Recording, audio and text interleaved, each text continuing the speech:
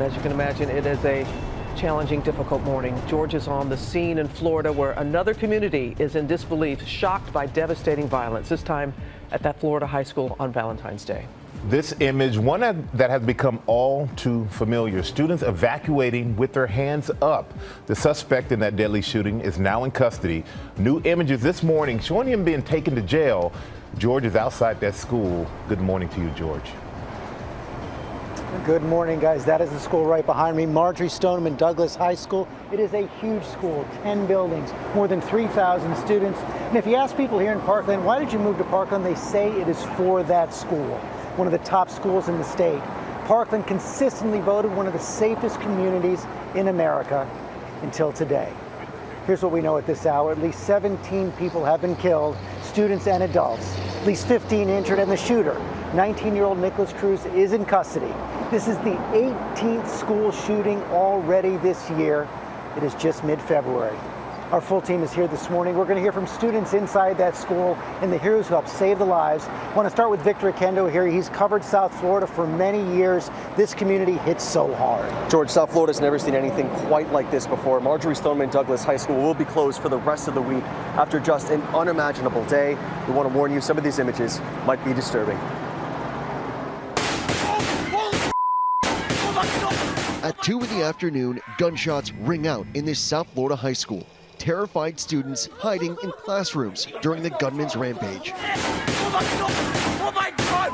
The shooter reportedly first pulled a fire alarm to get more students out of the classroom, maximizing potential victims. As soon as the fire drill got pulled, the fire alarm got pulled, and kids were evacuating, I heard 5 pops. He was just very focused. He was very focused on what he was doing. And that's, yeah. I was in the classroom, and all of I hear was shots. And I was just like, oh my gosh, what's happening? And we're just sitting on the floor and we're just panicking. SWAT teams swarming the perimeter, searching the school, then moving inside. I have the gunshot victim. He's by the entrance on the west side of the school. Does he know where the shooter is? We don't know, but we're entering the building. Erica Duvall filming this video as she and classmates were rescued by a SWAT team. I told you. Yeah, breathe. Breathe. Approach your window. Everyone on the floor! Everyone on the floor! On the floor! Terrified children let out from their hiding places with hands in the air.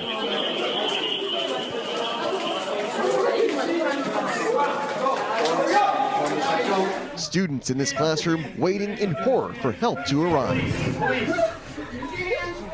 Put your phones away. Put your phones away. Another SWAT team enters this auditorium. Run for the auditorium! Get everybody down!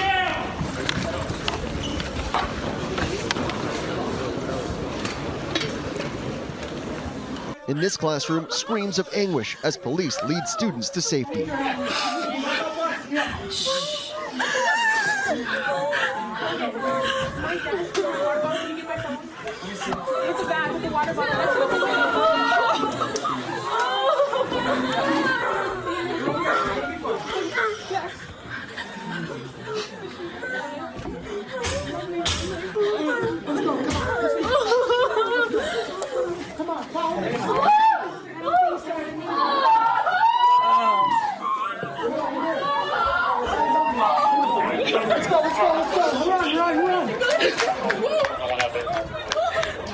Outside, chaos. Students streaming out of the building, some running, many with their hands on their heads, a sea of backpacks abandoned on the ground.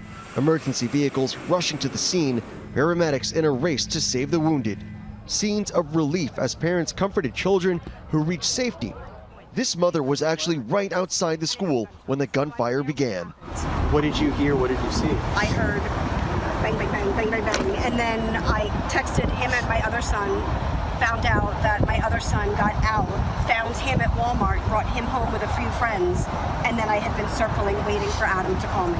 At 3 p.m., the shooter is still at large, but now a possible description. White male, burgundy shirt, wearing a black hat, and either long black pants or shorts. He mixed in with a group of students that were running westbound.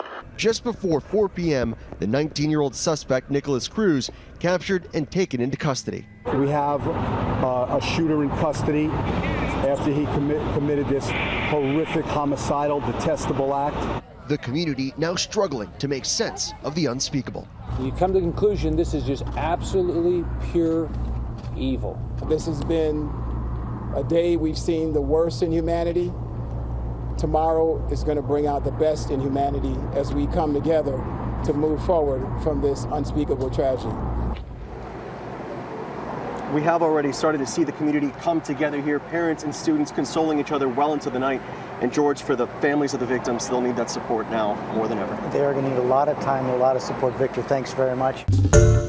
Hi, everyone. George Stephanopoulos here. Thanks for checking out the ABC News YouTube channel. If you'd like to get more videos, show highlights, and watch live event coverage, click on the right over here to subscribe to our channel. And don't forget to download the ABC News app for breaking news alerts. Thanks for watching.